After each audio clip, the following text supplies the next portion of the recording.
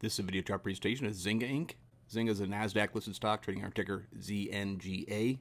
Most people have heard of Zynga. You can see it's a well-traded stock. 25.5 million shares traded on Friday. And that's just about average for it. Liquidity is definitely not an issue with this play. Stock has really been beaten up since March, up near $6. Lost about half its value, down to $3. Even dipped as low as $2.73. But then held a pretty nice support there at $3. Back on the move. Closed up 1.25% on Friday at $3.23. Back over top of the middle Bollinger Band. And with 3 straight green closes, just taking on a little bit more of a bullish look, even though it's a stock that's been in a definitive downtrend.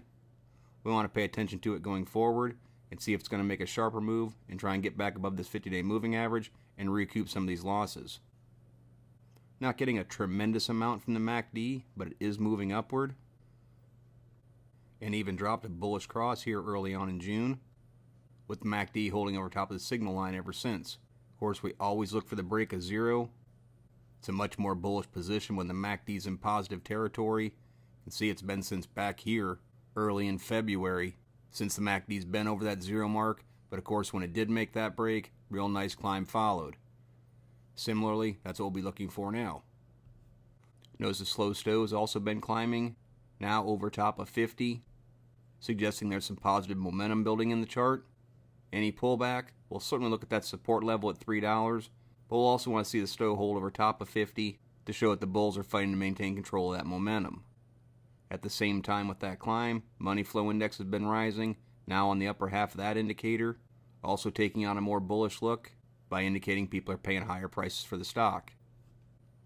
RSI, you can see the 14 registering a 49.2. Notice how long it's been since the 14's been over top of 50. Outside of this one little bump right here, the stock actually had a pretty nice move, 10-15% off that base. But ever since then, RSI holding below 50. Just saying it's been a real struggle for the Zynga chart to build and maintain any momentum, which is pretty evident, of course, with the stock price downtrending the way it has been. But moves above 50, even when the stock's on a bottom, those are hints for us to pay attention to it because some strength may be starting to build.